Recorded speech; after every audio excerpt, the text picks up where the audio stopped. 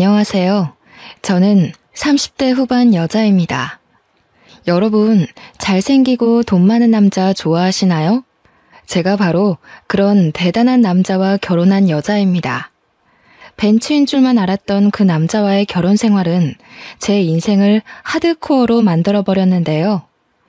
기가 막히고 코가 막힌 제 결혼 생활과 힘들었던 만큼 더 행복해진 그 이후의 이야기를 들려드리고자 사연 보내게 됐습니다.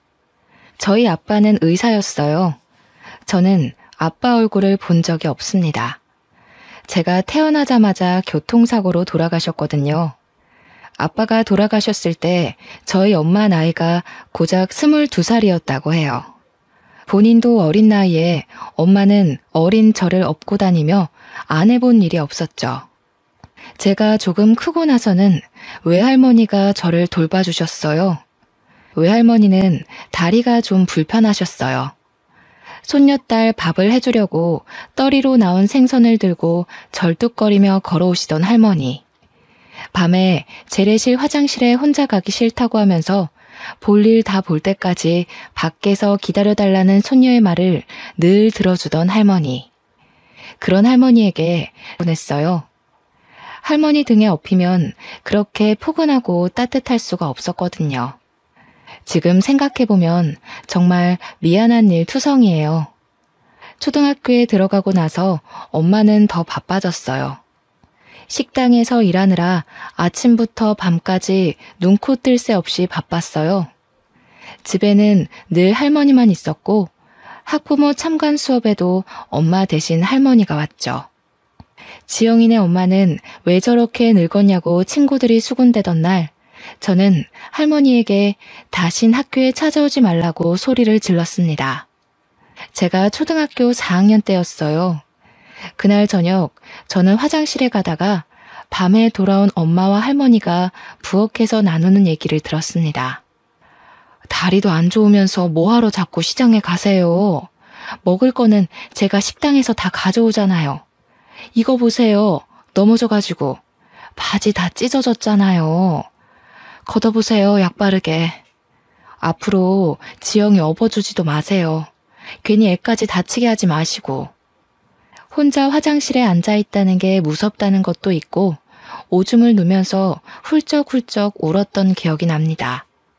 그날 저는 몰래 손전등을 켜고 잠든 할머니의 바지를 걷어 할머니의 깨진 무릎을 한참 들여다봤어요. 그러면서도 할머니한테는 학교에 찾아오면 절대 안 된다고 우겼죠. 몇 달 뒤에 할머니는 얼음판에서 미끄러져 골반뼈가 부러졌어요. 뼈가 붙지 않아 몇 달 동안 고생하시더니 결국 다음 해에 돌아가시고 말았습니다.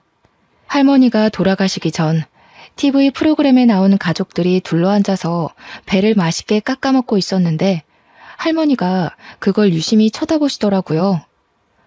할머니, 저거 먹고 싶어? 할머니가 고개를 끄덕였어요. 저는 제 수중에 있던 몇백 원을 들고 시장으로 뛰어갔어요. 그런데 아무리 돌아다녀도 배를 찾을 수가 없었어요. 2월이었으니 배가 있을 리가 없었죠. 결국 저는 빈손을 호호 불며 집으로 돌아갔어요. 할머니는 추워서 제 곱은 손을 가져다 자기가 깔고 있는 요 안에 넣어주셨습니다. 할머니는 결국 배를 못 드시고 돌아가셨어요. 그 뒤로 저는 배를 잘 못 먹게 됐어요. 배만 보면 가슴이 아프더라고요. 나이가 조금씩 들수록 할머니 생각이 조금씩 더 났습니다. 제가 고등학교 1학년 되던 해에 저희가 새들어 살던 옆집에 할머니랑 손자가 들어와 살게 됐습니다. 옆집 할머니는 혼자서 손자를 키우고 계셨어요. 엄마 말로는 그 할머니 아들, 그러니까 그 집 남자애네 아빠도 의사였다고 했어요. 옆집 할머니 손자는 9살이었는데 말수도 적고 낯을 많이 가렸어요. 할머니네랑 저희는 금방 가까워졌어요. 귀가 어두운 할머니 대신 제가 전화를 받아드리곤 했죠. 엄마는 식당에서 음식을 가져올 때 옆집 목까지 가져오시게 됐죠. 할머니가 어린 손자 키우느라 혼자 애쓰는 게 안쓰럽다면서요. 할머니는 폐지를 주워 번 돈으로 손자를 어렵게 키우고 계셨어요. 저도 시간이 날 때마다 할머니 손을 덜어드리려고 그 집 청소나 빨래도 해드렸어요. 제가 학교 다녀오면 저녁 지어서 가져다 주고 옆집 손자랑 저랑 나란히 앉아서 숙제를 할 때가 많았죠. 그 애가 숙제를 잘하고 있나 들여다보면 애가 되게 똑똑하다는 걸 알 수 있었어요. 특히 초등학교 2학년 산수는 걔한테는 너무 쉬워 보였어요. 저는 근처 한 책방에서 윗학년 참고서를 싸게 사다가 걔한테 가르쳐 봤습니다. 뭐든 금방금방 이해하는 아이더군요. 그렇게 그 아이와 자주 지내다 보니 할머니가 돌아가신 이후 처음으로 혼자가 아니라는 느낌을 받았던 것 같아요. 누군가에게 마음을 준다는 것, 챙겨줄 대상이 있다는 건 생각보다 훨씬 더 좋은 일이었습니다. 저희 엄마도 늘 그러셨거든요. 너보다 힘든 사람들에게 친절하게 대하고 따뜻한 마음을 가져야 한다고요. 그러면 좋은 일이 생길 거라고요. 한 번은 옆집 할머니가 목욕탕에서 미끄러져서 다리가 부러졌어요. 할머니가 제대로 움직이질 못하니 집안 살림이며 손자 밥 챙기는 것까지 제가 다 도와드렸습니다. 할머니가 제 손을 잡고는 말씀하셨어요. 아이고, 지영이는 어쩌면 그렇게 이쁘고 상냥하니? 지영이 같은 며느리들이면 내가 소원이 없겠어. 지영이도 공부 열심히 해서 아빠처럼 의사 되렴. 지영이같이 착한 의사가 있으면 병이 그냥 싹 나을 것 같아. 그건 저희 외할머니가 늘 하시던 얘기였어요. 할머니도 당신 사위, 그러니까 저희 아빠가 얼마나 잘생기고 착했는지 얘기하시면서 저도 아빠처럼 남을 돕는 의사가 되라고 하셨었죠. 그렇게 가족처럼 지내길 1년이 흘렀는데 제가 고2 때 저희는 이모가 살고 있던 충청도로 이사를 가게 됐어요. 엄마가 이모랑 이모부가 하던 농장 일을 좀 도우며 지내기로 하셨거든요. 친구들이랑 헤어지는 것도 슬펐지만 무엇보다 옆집 할머니랑 손자랑 헤어지는 게 슬펐어요. 할머니, 제가 자주 놀러 올게요. 무리하지 마시고 건강하게 계셔야 해요. 수환이도 할머니 말씀 잘 듣고 누나가 공부 도와주기로 했는데 미안해. 수환이는 진짜 훌륭한 사람이 될 수 있을 거야. 알았지? 제 말을 듣고 있던 그 애는 얼굴이 잔뜩 굳어져서 혼자 구석에 가만히 서 있더니 그만 대문 밖으로 뛰어나가 버렸어요. 그 뒤로는 다시는 할머니도 그 애도 만나지 못했습니다. 새 학교에서 적응하느라 바빴고 곧 고3이 되어서 정신이 없었거든요. 옆집 할머니랑 손자가 잘 지내는지 종종 생각이 났지만 얼마 뒤에 전화번호가 바뀌어 연락할 수 없게 됐어요. 나중에 찾아가 봤지만 이사 간 뒤였습니다. 그렇게 시간이 흘러 저는 대학에 가게 됐어요. 두 할머니는 제가 의사가 되길 바라셨지만 저는 사실 그렇게까지는 성적이 좋지는 못했어요. 의대는 못 갔지만 그래도 꽤 좋은 4년제 대학에 간호대를 갔어요. 열심히 공부해서 그 학교 대학병원에 취직도 했습니다. 간호사 일은 힘들었어요. 선배들 괴롭힘도 심했고 매번 환자가 돌아가시는 걸 봐야 하는 건 마음이 정말 힘들더군요. 그래도 아빠 생각도 나고 저는 남들 돌보는 일에 보람을 느끼며 일하고 있었습니다. 그리고 거기서 알게 된 남자가 저에게 구애를 하기 시작했습니다. 30대 중반의 성형외과 전문의였는데 시원시원한 이목구비에 키도 크고 비싼 스포츠카를 몰고 다니는 남자였죠. 한마디로 번지르르한 남자였습니다. 집이 엄청 잘 산다는 소문이 자자했어요. 병원에서 얼굴 좀 반반하다 하는 간호사들은 다들 그 사람 관심을 끌어보려 애쓰고 있었어요.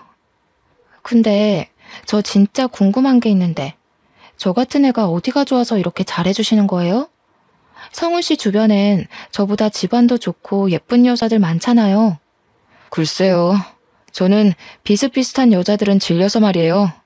그러니까 그게 그렇다기보다는 그 뭐랄까 예쁘고 그런 거는 다 소용없는 것 같아요.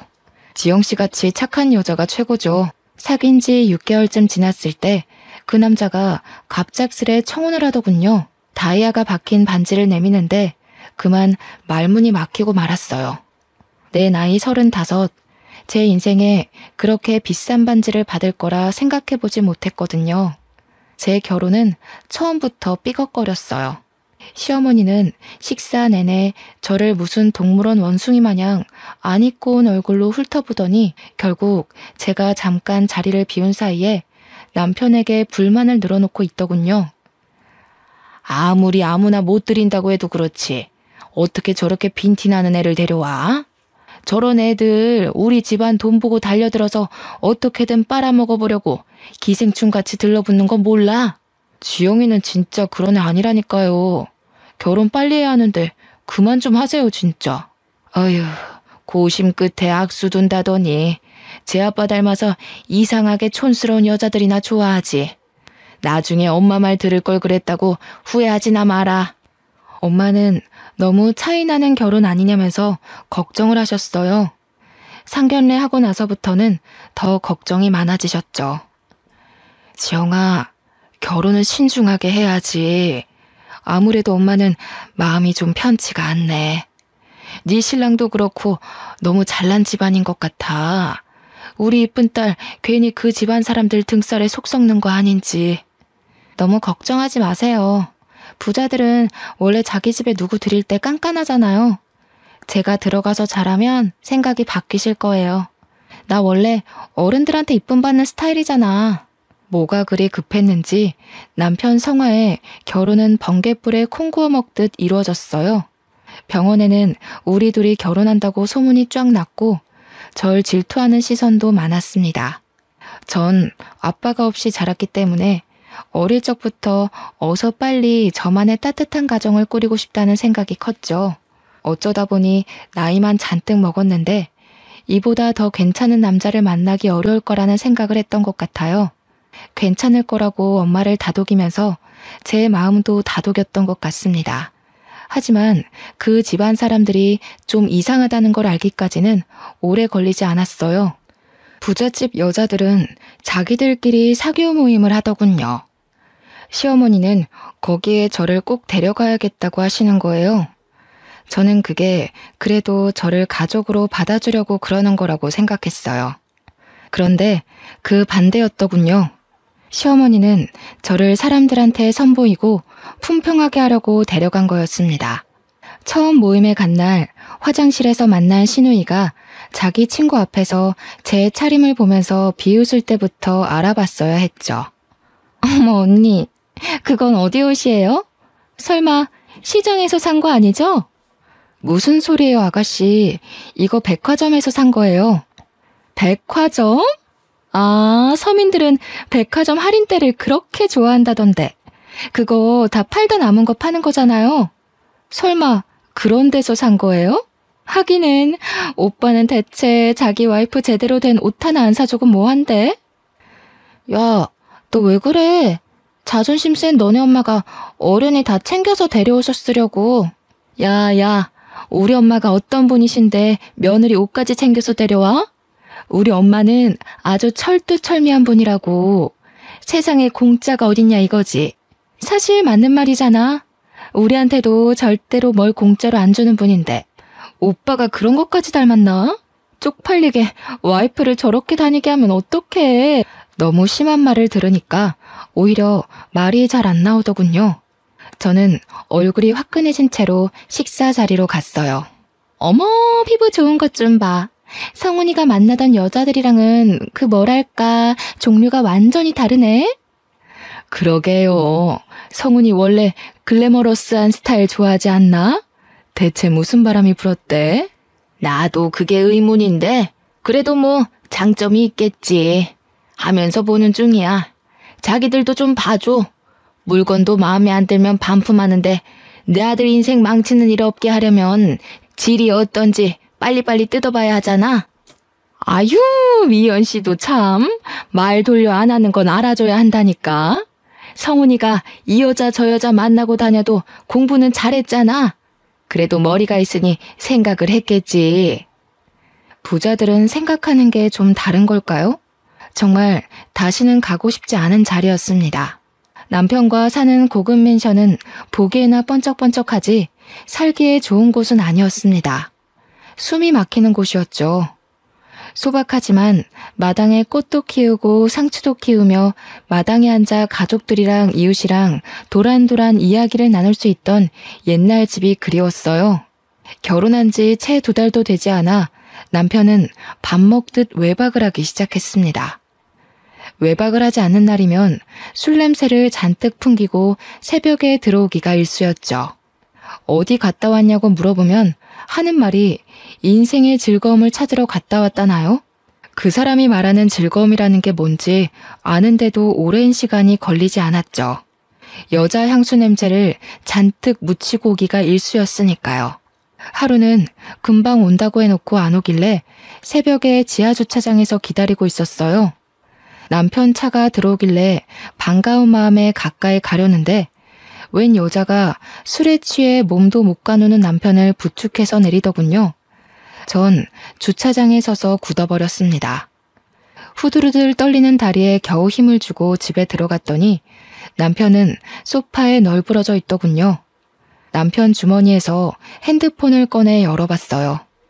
미진이, 희영이니 하는 수많은 여자들과 전화와 문자를 주고받은 걸 보고 할 말을 잃었어요. 그날 뜬 눈으로 밤을 지새웠습니다. 저번에 그 여자는 누구야? 당신 새벽에 온 날 옆에 웬 여자가 같이 왔던데? 언제? 새벽에 들어온 날이 하도 많아서 모르겠는데. 안 들어온 날이 더 많던가? 집이 너무 지루해서 말이야. 오고 싶어야 말이지. 지루해서 그렇게 이 여자 저 여자 건드린다는 거야? 누구 말하는 거지? 왜? 안 돼? 그러니까 당신이 좀 안 지루하지 그랬어. 당신 같은 여자는 좀 다를 줄 알았는데 하나도 다를 게 없더라고. 결혼이 이렇게 재미없을 줄이야. 지금 그걸 말이라고 해? 당신 진짜 제정신이야? 재미없으면 무슨 짓이든 다 해도 돼? 하면 안 되는 이유는 또 뭔데? 간통죄로 고소하려고? 하려면 해봐. 빈손으로 와서 내 집에 빌 붙으면서 그 정도도 못 참아주냐? 하기는 우리 엄마 말대로 너 같은 애들이 하는 짓이란 게 다 그런 거겠지 뭐. 눈치도 없고 염치도 없고. 그 와중에 저는 시어머니랑 신우한테 사교 모임에 끌려다녀야 했습니다. 그 모임을 생각하는 것만으로도 죽을 맛이었어요. 바보 같은 생각이지만 그때는 그것도 안 하면 그대로 이혼일지도 모른다는 생각에 거부할 수가 없었어요. 아이고, 지영씨 잘 지냈어? 어떻게 얼굴이 좀 안 좋아 보이네? 하기는 성훈이 같은 남자랑 살기가 쉽지 않지? 시어미도 시어미인데 성훈이가 진짜... 성훈이가 우리 딸 싫다 그러길 천만 다행이었달까? 요즘 일이 힘들어서요. 세화 아주머니는 잘 지내셨어요? 아주머니는 갈수록 더 이뻐지시는 것 같아요. 나? 내가? 어머, 고마워. 남들이 그렇게 말하면 빈말 같은데 지영씨가 말하면 진짜 같다니까. 그렇게 말해주니까 내가 또 좀 미안해지네. 지영씨는 뭐 진짜같이 말하는 기술이라도 있는가 봐? 진짜예요. 얼른 들어가요. 다들 기다리고 있겠어요. 왜 이제 오니? 아이고, 저 꼬락서니 옷 못 입는 건 여전하구먼. 우리 집안 이제 백화점이랑 장학재단도 운영해야 하는데 저런 애가 성훈이 옆에 있어야 한다니 앞날이 아주 그냥 캄캄하네. 진짜야? 그거 다 성훈이네한테 물려주는 거 맞아? 결혼도 했는데 여태까지 안 물려주는 거 보면 뭐 다른 수가 있는 거 아니었어? 이 여편 애들이 알지도 못하면서 그 촌스러운 노인네가 그 많은 재산 가지고 뭘 하겠어? 그냥 욕심나서 안 주고 있는 거지. 어차피 얼마 살지도 못할 거 왜 그렇게 끌어안고 있는지 물려줄 데도 없으면서 이승에 무슨 미련이 남아서 그 나이까지 펄펄 살아있는지 원. 펄펄 살아있는 건 아니지. 그때 입원하느라 성훈이 결혼식에도 참석 못하셨잖아. 그나저나 그 노인네 요새는 어디서 지내시나? 울 시엄마도 슬슬 양로원으로 보내야 할 텐데 그 외에 고려호텔 양로원이 괜찮다던데. 그 할망구는 그런데 안 가. 그런데라도 좀 박혀 있었으면 좋겠는데 어찌나 촌스러운지. 그런 데는 답답해서 못 있는다나? 맨날 집에 돌아갔다가 탈나서 병원에 입원하잖아. 아유, 진짜 누가 성훈이 할머니인 줄 알까봐 겁난다니까. 아, 그 할머니 고집만큼 목숨줄 질긴 거는 우리가 다 알지. 자기가 고생이 많아. 얼른 물려줘야 성훈이가 병원도 차리고 할 텐데. 뭐 90이 다 된 할망구가 버티면 얼마나 버티겠어. 우리는 그냥 조금만 기다리면 좋은 날이 오겠거니 하면서 참고 견디고 있어. 문제는 얘지. 도대체 언제까지 저렇게 촌스러울 건지 원. 에이, 왜 그래. 지영이같이 자연스러운 애들이 진짜 이쁜 거지. 솔직히 성훈이가 만나던 여자들 다 성형빨이었잖아. 자연스럽긴 개뿔이 자연스러워? 요즘엔 빈티나고 촌스러운 걸 자연스럽다고 하나 보지? 왜? 네 딸 못생겼다고 성훈이가 퇴짜 놓은 게 아직도 분한가 봐? 솔직히 말이 나왔으니까 말이지. 내 아들처럼 잘난 애가 도대체 왜 저렇게 아무것도 볼 게 없는 여자랑 살아야 해? 그 사람들 틈에 있다가는 저까지 정신이 이상해지는 거 아닌가 싶더군요. 저는 그래도 병원에서는 이성을 잃지 않으려고 노력했어요. 교대 근무를 하면서 환자들한테 시달리다 보면 간호사들도 힘들고 짜증이 나기 마련이거든요. 저는 엄마의 가르침대로 절대 환자들에게 짜증내지 않고 친절하게 대했어요. 제가 아무리 힘들어도 아픈 건 환자들이니까요. 어느 날 같은 병원에서 일하는 간호사 친구가 저를 찾아왔어요. 밥을 하나도 안 먹는 환자가 있다면서요. 우리과 간호사들 다 포기했어. 네가 할머니들한테 잘하잖니? 한번 얘기 좀 해봐. 저러다 돌아가시겠어. 가봤더니 비쩍 마른 할머니 한 분이 계시더군요. 다리가 부러지셨는데 입맛이 없다면서 하루에 한 끼도 제대로 안 드신다는 거였어요. 저는 어릴 때 저희 할머니가 다쳐서 누워 계셨던 모습이 생각나서 마음이 찡했어요. 할머니 손을 잡고 왜 밥을 안 드시냐고 물어봐도 할머니는 대답을 안 하셨어요. 걱정이 되어서 저는 하루에 2번씩 할머니를 찾아갔어요. 며칠 동안 할머니는 한마디도 안 하셨어요. 할머니, 안녕하셨어요. 오늘 날씨가 참 좋죠? 오늘 고등어 반찬이 나왔던데 식사는 좀 하셨어요? 저는 고등어를 좋아해요. 저 어릴 때 저희 할머니가 저 주시려고 자반 고등어를 얻어오시곤 했거든요. 저는 지금도 그때 먹었던 고등어 반찬이 세상에서 제일 맛있는 음식이었던 것 같아요.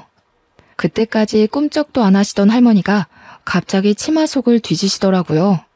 할머니는 치마 속에 숨겨놨던 박하사탕 하나를 꺼내더니 제게 주셨어요.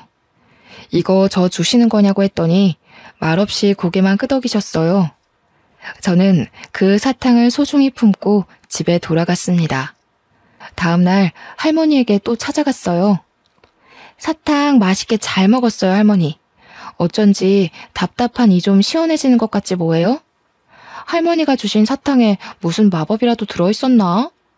저한테 맛있는 거 주셨는데 할머니한테도 맛있는 거 드리고 싶어요. 뭐 드시고 싶은 거 없으세요? 할머니는 여전히 말이 없으셨어요. 저희 할머니는 아파서 누워 계실 때 배가 드시고 싶다고 그러셨어요. 그런데 그때 겨울이라 배를 못 구했거든요. 참, 그때는 제가 너무 어렸죠. 잘해드린 것 하나 없는데 너무 일찍 돌아가셨어요. 그때 할머니가 처음으로 말씀하셨어요. 막걸리. 어? 막걸리요? 아, 술은 좀 그런데. 할머니, 막걸리 말고 다른 거 드시고 싶은 건 없으세요? 막걸리. 아이고, 알겠어요, 알겠어. 막걸리 가져다 드릴게요. 환자한테 술이라니 안 될 말이었지만 어차피 아무것도 안 드셔서 잘못되시느니 드시고 싶은 거라도 드시게 하는 게 나을 것 같았죠. 다음 날 몰래 할머니한테 가서 막걸리를 종이컵에 따라 드리려는데 처음 보는 의사가 나타났습니다. 지금 뭐 하시는 거예요? 왜 환자한테 술을 줍니까? 아, 그게 저기 그러니까 죄송합니다. 전 그냥 할머니가 너무 드시고 싶다시길래 할머니, 막걸리는 안 된다고 했잖아요. 병원에서 술 드시면 안 되는 거 모르세요? 아, 다른 걸 드시라니까 진짜. 안 먹어. 안 먹는다니까. 막걸리 줘. 저렇게 드시고 싶다는데 딱 한 잔만 드리면 안 될까요? 안 되는 건 아는데 이거 드시면 입맛이 도실지도 모르잖아요. 식사 안 하시는 게 너무 신경이 쓰여서 그래요. 제발요. 아, 진짜 안 되는데. 결국 저는 할머니에게 막걸리를 드렸어요. 정말 다행인 건 그날 할머니가 저녁 식사를 하셨다는 거였습니다. 저를 말리던 의사는 새파랗게 어린 인턴 의사였어요. 그 인턴도 할머니가 걱정이 돼서 자주 가보는 모양이더라고요. 남편의 바람기는 계속됐어요. 급기야 집에 여자들을 끌어들이기까지 했습니다. 정말이지 기가 막히고 코가 막혔습니다. 내가 아무리 무시를 당하고 살아도 그렇지 이렇게 대놓고 여자를 끌어들이다뇨. 저는 또 뜬 눈으로 밤을 지새워야 했어요. 아무리 이혼이 무서워도 더는 이렇게 숨막히게 살고 싶지 않았습니다. 저는 다음 날 병원에서 좀 떨어진 부동산에 찾아가 원룸을 하나 얻었어요. 당장 입을 것만 챙겨서 원룸에 들어갔습니다. 원룸에 누워 천정을 보고 있자니 제 신세가 처량해서 헛웃음이 나올 지경이더군요. 그냥 내 둥지를 만들고 싶었던 것뿐인데 어쩌다 이렇게 됐지? 앞으로 어떻게 해야 하지? 그때 퍼뜩 그런 생각이 들었습니다. 제가 그런 남자랑 살고 있는 걸 할머니가 아시면 얼마나 슬퍼하실까 하는 생각 말이에요.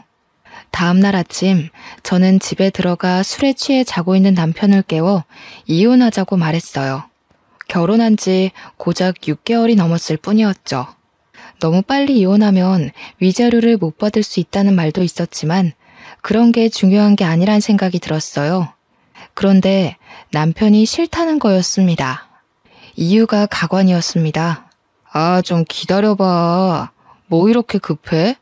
이혼하면 그 할망구가 재산 안 물려줄지도 모른단 말이야. 결혼하면 금방 줄 알았는데. 콩고물이라도 받으려면 더 참고 견뎌야지. 안 그래? 세상에 공짜가 어딨어?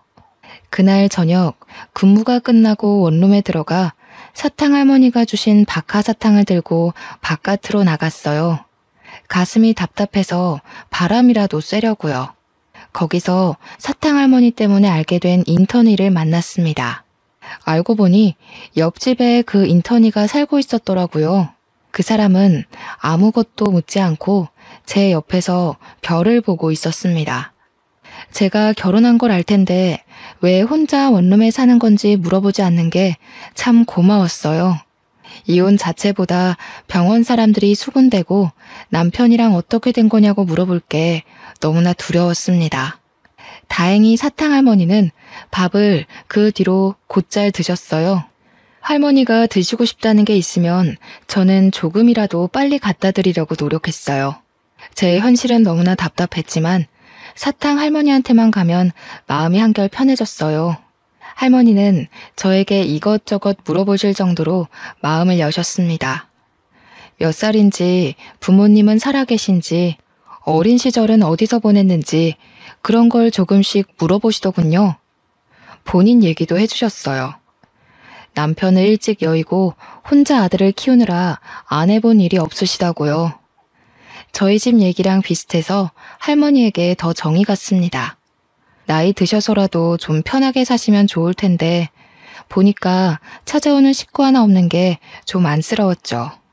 인턴이도 그렇게 생각하는지 제가 누구 찾아온 사람 없냐고 물어보니까 없었다고 하면서 한숨을 쉬더군요. 어느 날 집 앞에 밤바람을 쐬러 갔다가 그 인턴이를 또 만났어요. 한참을 가만히 별을 보며 있다가 그의 이야기를 듣게 됐습니다. 인턴이도 어릴 적 부모님이 돌아가셔서 할머니가 키워주셨다고 했어요. 알고 보니까 그 사람도 할머니가 그리워서 사탕 할머니를 자주 찾아가는 거였습니다. 할머니가 그리울 때마다 별을 봐요. 할머니가 저한테 아빠처럼 의사가 되라고 자주 말씀하셨거든요. 그런데 의대 합격하기 전에 돌아가셨어요. 의사 가운 입은 모습 꼭 보여드리고 싶었는데. 그 사람 옆에서 별을 보고 있으려니 어쩐지 혼자가 아니라는 기분이 들었습니다. 평화는 오래가지 않았어요. 며칠 뒤 병원에서 저는 남편이 갓 들어온 어린 간호사를 데리고 약품 창고로 들어가는 걸 목격하고 말았습니다. 남들 시선도 시선이지만 어린 간호사가 제 남편에게 잘못 놀아날지도 모른다는 생각에 말려야 할 것 같았어요. 문을 벌컥 열었습니다. 여기서 뭐 하는 거야? 남들 보면 어쩌려고. 진짜 사람들한테 망신당해야 속이 시원하겠어?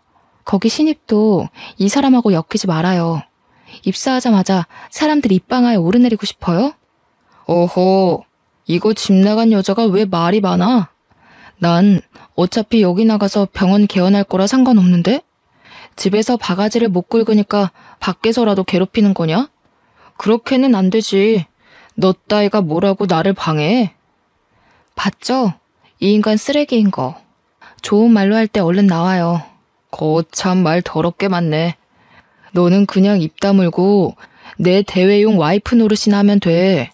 재미없어도 내가 데리고 살아준다잖아. 앞으로 백화점도 생기고 재단도 생길 텐데 뭔 불만이 그리 많아? 그냥 입만 다물고 있으면 된다니까. 저는 결국 약품 창고 문을 닫고 나왔습니다. 괜찮은 줄 알았는데 결국 눈물이 흐르더군요. 눈물을 훔치며 화장실 쪽으로 가는데 옆집 인턴이와 딱 마주쳤습니다. 왜 우냐고 얼굴에 물음표를 잔뜩 띄우고 물어보는데 전 별일 아니라면서 화장실 쪽으로 도망쳤어요. 그런데 그 사람이 남편이 들어가 있는 약품 창고 문을 벌컥 여는 게 아니겠어요? 아, 세준 씨, 거긴 안 돼요. 그냥 가던 길 가시라니까. 창피한 마음에 말려봤지만 그는 이미 모든 걸 목격한 후였죠. 그날 시어머니로부터 다음 모임에 참여하라는 호출이 왔습니다. 저는 시어머니를 만나 단판을 지으려고 일단 찾아갔어요. 남편이 지금까지 심하게 바람을 피웠고 지금 별거 중이며 병원에서까지 여자들을 건드리고 다닌다는 걸 알리며 이혼하겠다고 말했습니다. 그런데 이 집안 사람들은 저를 실망시키는 법이 없더군요. 시어머니는 뭐 그런 걸 가지고 소란을 피우냐는 얼굴이었습니다. 그게 다야? 뭐 별것도 아니구먼. 우리 아들같이 다 가진 남자랑 살면서 그 정도도 없을 줄 알았어? 우리가 물려받을 재산이 얼만데 세상에 공짜가 어디 있니? 성훈이가 너랑 이혼한다고 안 하는 것만 해도 다행인 줄 알아. 그래요, 언니. 언니가 지금 이혼하면 언감생심 우리 오빠 같은 남자 만날 수 있을 것 같아? 아니, 나이가 그렇게 많은데 결혼이나 할 수 있을까 모르겠네. 솔직히 나이가 문제가 아니긴 하지. 스타일이 그렇게 촌스러워서야 남자들이 거들떠나 보겠어요? 이혼이야 소송하면 되지만 솔직히 전 그 모든 걸 감당할 자신이 아직도 없었어요. 다음날 답답한 마음을 안고 사탕할머니를 찾아갔습니다. 그동안 사탕할머니는 뼈가 무사히 붙어 내일이면 퇴원을 하게 되었어요. 할머니가 무사히 나와서 정말 다행이에요. 그러니까 밥 잘 드셔야 한다고 했죠? 그래도 살도 좀 붙으시고 한결 좋아지셨어요. 할머니 퇴원 기념으로 제가 소원 하나 들어드리고 싶은데 혹시 바라는 거 있으세요?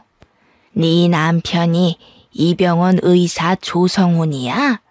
그 엄마가 강남타워 사는 김미연이고 맞지? 네, 맞아요.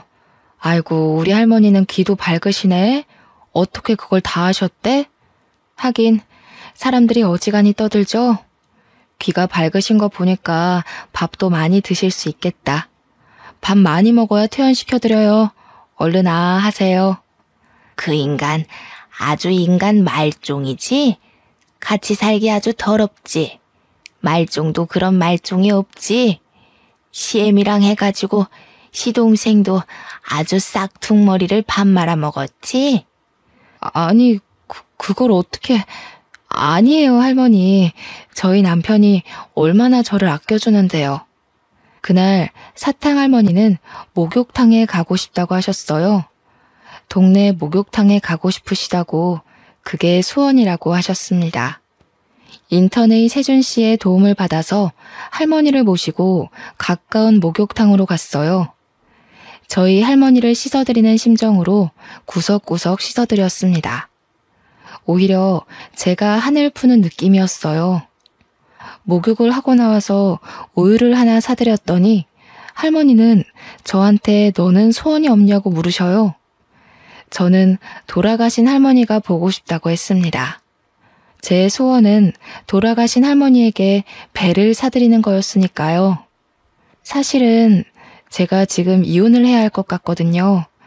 정말 좋은 가정을 꾸릴 수 있을 줄 알았는데 제가 겉모습만 보고 단단히 착각한 거였어요.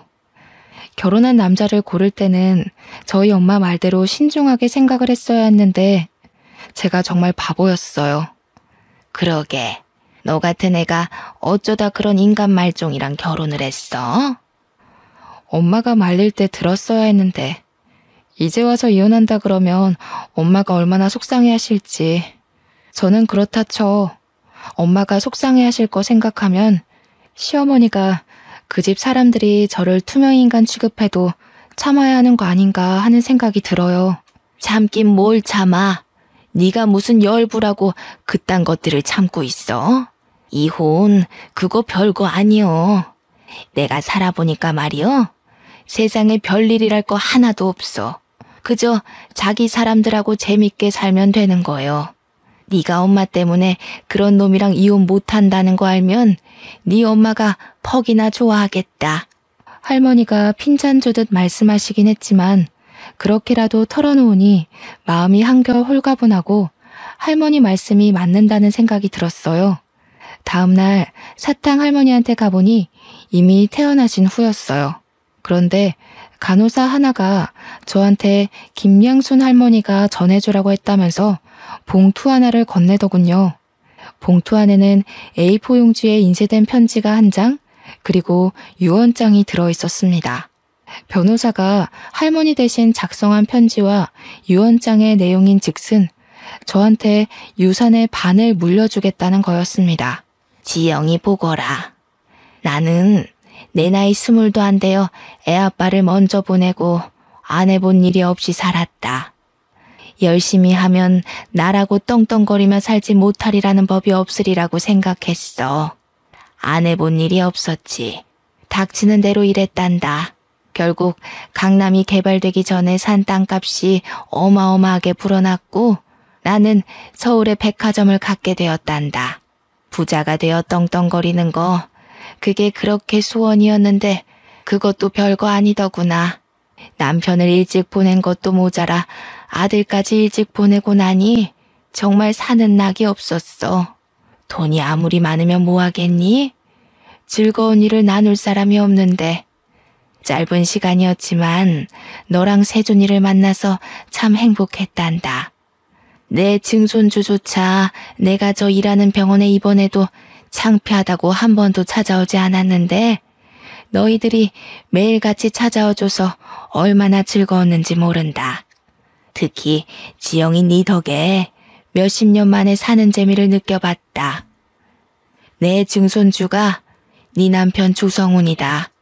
증손자 며느리인 줄 알았으면 진작에 말을 해줄걸. 우리 아들은 반듯한 애였는데 손자나 증손자가 왜 그 모양인지 모르겠다. 조성훈이라는 녀석 아무리 고쳐 쓰려고 해도 어려운 몹쓸놈인 거 내 속속들이 잘 알고 있다. 네가 그런 남편의 시애미까지 감당하느라 그동안 얼마나 고생이 많았니? 나는 갈 날이 얼마 남지 않았다. 가기 전에 이승에서 기쁨을 느낄 수 있게 해줘서 정말 고맙구나. 내 성희가 네가 당한 아픔에 조금이라도 위로가 되면 좋겠다. 유언장에 따르면 저뿐만 아니라 인턴의 세준 씨한테도 원룸 건물이 하나 주어졌습니다. 이게 무슨 자다가 하늘에서 떡이 떨어지는 소리일까요? 사탕 할머니가 남편의 증조 할머니였다니. 그것도 놀라운데 저한테 재산의 반을 주시겠다니 저희 엄마가 늘 남들한테 잘하면 자다가도 떡이 생긴다고 했는데 그게 이런 걸 말한 거였나 봅니다. 편지에는 재산의 나머지는 모두 기부하겠다는 내용도 있었습니다. 그러니까 내 남편 조성훈과 시어머니 김미연, 그리고 시누이 조성미까지 증조 할머니로부터 아무것도 받지 못한다는 거였죠. 그들은 받지도 않을 재산을 받을 걸 계산해 돈을 끌어다 쓰고 있었는데 큰일이 난 거였죠. 대학병원 탈출한다고 노래를 부르던 남편은 대출을 내서 병원을 꾸려 이제 개업만 앞둔 상황이었습니다. 남편은 결국 다 차려놓은 병원을 몽땅 빚으로 떠안게 되었습니다. 돈도 돈이지만 의사 면허를 잃었거든요. 남편이 약품 창고에 들락거리는 걸 이상하게 생각한 인턴의 세준 씨가 남편이 마취약품을 몰래 빼돌린다는 사실을 알게 됐고, 조사 끝에 남편이 그 약품들을 각성제 등의 용도로 엄청나게 복용하고 있다는 것이 밝혀졌습니다. 어쩐지 그 인간 하는 짓이 정상은 아니긴 했죠. 저는 세준 씨에게 감사 인사라도 해야 할 것 같아서 음료수를 들고 세준 씨 집 앞으로 갔어요. 초인종을 누를까 하다가 그냥 음료수만 두고 오려는데 문이 열리고 세준 씨가 나왔습니다. 고마웠다고 인사라도 하려고 왔어요. 이제 자주 못 뵐 것 같아서. 절 위해서 하신 일은 아니겠지만 덕분에 남편한테서 벗어날 수 있게 된 것 같아요. 세준 씨도 부모님 없이 어렵게 큰 것 같던데. 할머니가 세준 씨 것도 남겨주셔서 다행이에요. 저한테 다 주시긴 했지만. 받을 만하니까 주셨죠. 지영 씨는 받을 자격 있어요. 제가 그걸 다 어디다 쓴다고 저한테 그렇게 큰 돈을 물려주셨는지. 아무튼 다음 주에 할머니 뵈러 갈 건데 괜찮으시면 저랑 같이 가요. 돈이야 좋은 데 쓰면 되죠. 근데 아직도 저 모르시겠어요? 예? 모른다니 뭘. 저 수환이에요. 옆집 살던 지수환이요. 누나가 저 공부도 가르쳐주고 밥도 해주고 그랬잖아요. 할머니가 이름 바꿔야 한다고 바꿔주신 건데 아무리 그래도 그렇지 어떻게 그렇게 몰라보세요? 저는 누나 보자마자 알아봤는데. 누나 이사가고 얼마나 누나 생각 많이 했는데요. 그런 남자랑 결혼할 줄 알았으면 진작 찾아내는 건데. 그 꼬질꼬질한 꼬마가 의사가 됐다고? 어릴 때부터 똑똑하긴 했지만 이름도 다른데다 그때랑 달리 키가 너무 훤칠하게 크고 인물도 훨씬 좋아져서 못 알아봤던 거였어요. 남편이랑 시댁 식구들은 아직 유언장에 대해 모르고 있었습니다. 그 주에 저는 시어머니가 저를 짓밟기 위해 데리고 다녔던 그 사교 모임에 제 발로 나갔습니다. 지영씨, 미연씨가 그러는데 지영씨가 바람 피워서 이혼하게 됐다면서? 그게 사실이야? 아무리 봐도 지영씨가 그럴 사람이 아닌 것 같아서 말이야. 미연씨가 거짓말한 거지? 하긴 그 여자 거짓말이야. 하루 이틀 들은 게 아니니까. 저는 들어가자마자 유언장 사본을 시어머니에게 던져버렸습니다. 바람을 피우긴 누가 피워요? 당신 아들이 쓰레기의 망난이라서 이 여자 저 여자 건드리고 다니고 병원 약까지 빼돌려서 마약놀이 하다가 의사면허 정지당한 거잖아. 이제야 내가 맘 편히 이혼할 수 있게 됐는데 쓰레기 같은 아들이 한 짓을 나한테 떠넘겨? 뭐야, 이게 병원에서 잡두리에서 내 아들 앞길을 막더니 여기까지 와서 뭐라고? 당신 아들이 망나니인 게 내 잘못이야? 당신이 잘못 키운 탓이지. 어떡해요? 당신 집안 사람들이 그렇게 자랑하던 그 백화점이니 재단이니 하나도 못 받게 되셨어요. 그거 한번 잘 읽어보세요. 그 재산들이 다 누구한테 가는지, 그 집안 사람들이 왜 유산 받을 자격이 없는지는 제가 잘 설명해 드릴 수 있고요. 뭐? 그게 무슨 재산을 못 받게 됐다니 그게 무슨 소리야? 니까짓게 그런 걸 어떻게 알아? 응? 내 아들 앞길 막는 것도 모자라서 재산까지 가로챈다는 거야? 니 처녀는 그냥. 시어머니가 일어나 제 뺨을 때리려 하는데 사교 모임 사람들이 다 같이 시어머니를 막았어요. 사람들이 시어머니를 끌고 나가 문 밖으로 밀어버렸습니다. 그리고 문을 잠가버렸어요. 시어머니가 문을 막 두드리면서 소리를 질렀습니다. 자기들이 자기들이 나한테 어떻게 이럴 수 있어? 이러고도 후회 안 할 것 같아? 되게 시끄럽네 진짜.